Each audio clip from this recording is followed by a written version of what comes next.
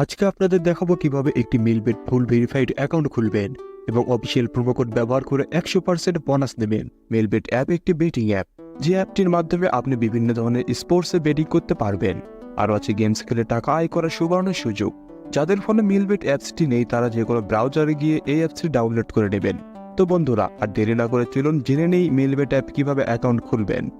এখানে স্ক্রিনে দেখতে পাচ্ছেন লগইন এবং রেজিস্ট্রেশন নামে দুটো অপশন আছে। এখানে রেজিস্ট্রেশন অপশনে ক্লিক করবেন। এরপর রেজিস্ট্রেশন করার জন্য কয়েকটি উপায় রয়েছে। এর মধ্যে সহজ উপায় হলো ইন ওয়ান ক্লিক অপশন। তাই এখান থেকে আপনি ইন ওয়ান ক্লিক অপশনে ক্লিক করবেন। এখানে 3টে পয়েন্ট যা আছে তাই থাকবে, এখানে কোনো কিছু পরিবর্তন করবেন না।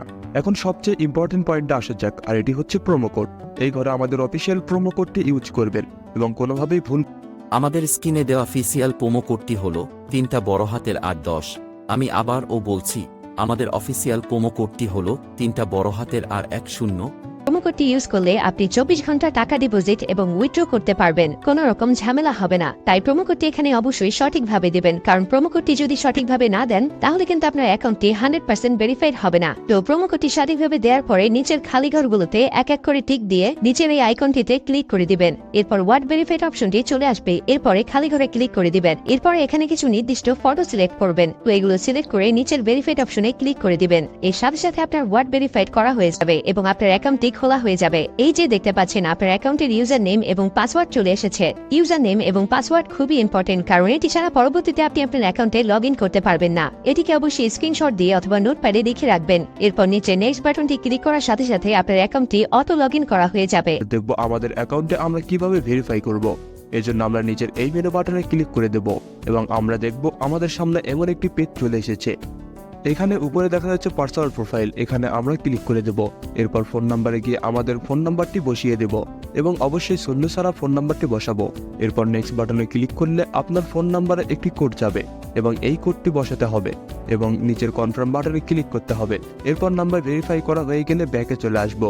এরপর ফিল ইন পার্সোনাল ডেটাতে ক্লিক করব এবং আমাদের সামনে এমন একটি পেজ চলে আসবে। এখানে সকল তথ্য এনআইডি কার্ডের সাথে মিল রেখে পূরণ করতে হবে। যদি এনআইডি কার্ড না থাকে তাহলে অন্যের এনআইডি কার্ড ব্যবহার করতে পারবেন।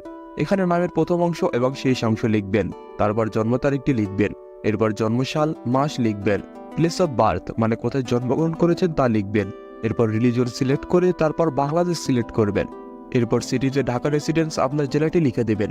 ডকুমেন্ট টাইপ সিলেক্ট করে এখানে ন্যাশনাল আইডি কার্ড সিলেক্ট করবেন এবং সিরিজে 1 লিখবেন। ডকুমেন্টের ঘরে আপনার এনআইডি নাম্বার লিখে দেবেন, যদি এনআইডি না থাকে তাহলে মোবাইল নাম্বার বসিয়ে দেবেন। এরপর ডেট অফ ইস্যুর জায়গায় এনআইডি উল্টো পাশে ডেট অফ ইস্যুর তারিখ লিখে দেবেন। ইস্যুড বাই এর ঘরে বিডি গভর্নমেন্টে লিখে দেবেন।